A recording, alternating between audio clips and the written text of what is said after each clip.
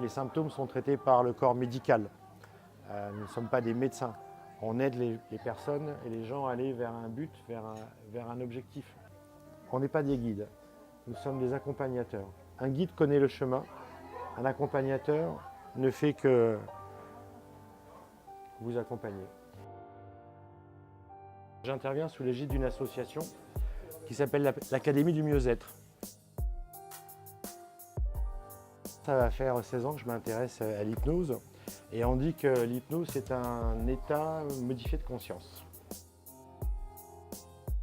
Et donc l'idée de la thématique aujourd'hui c'était de savoir si nous étions en état d'hypnose dans notre quotidien ou lorsque l'on pratique l'hypnose dans un cabinet.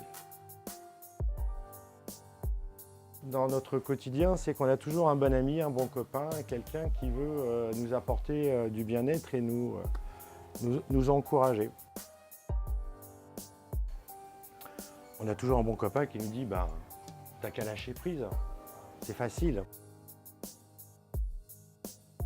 Et plus on dit ce genre de choses, et plus je dirais la personne focalise sur la douleur, et plus elle focalise sur la douleur, et plus elle se met en état de stress. Les gens sont de bonne volonté et tout le monde veut aider tout le monde.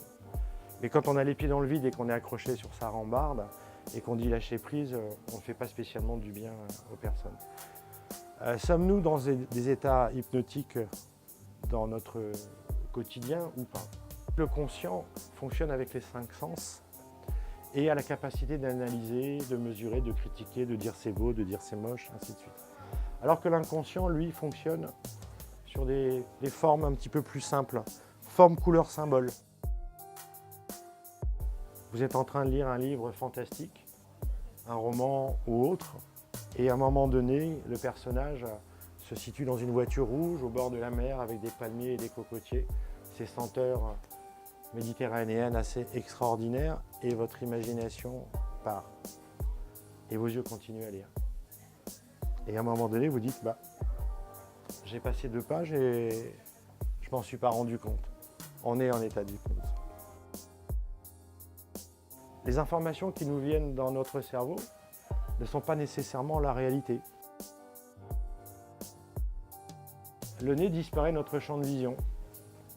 Et ça aussi, c'est une suggestion de notre cerveau.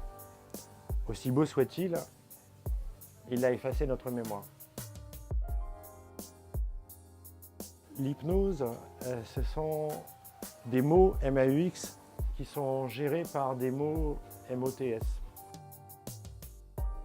Dans les années 1885, un enfant de 9 ans, on lui a détecté une tumeur importante, plus qu'un kyste, douloureuse et plutôt mal placée. Et sa maman, comme toute maman bienveillante, a décidé de l'accompagner lors de l'opération. Et cette maman a une idée absolument géniale, c'est que pendant toute l'opération, elle a tenu la main à son enfant et lui a raconté une histoire merveilleuse, une histoire avec des couleurs, une histoire avec des personnages, une histoire avec des odeurs, une histoire avec... Et cette opération s'est excellemment bien placée. Et à peu près 15 ans plus tard, ce garçon qui a été opéré et qui est en pleine santé, a décidé de retranscrire cette histoire merveilleuse que tout un chacun connaît, a vu, entendu ou a lu.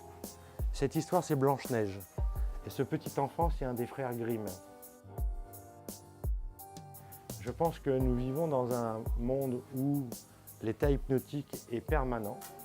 Et lorsque vous avez la chance de découvrir ou de pratiquer dans le cadre d'une séance, c'est un instant sans SNS, temps TENPS.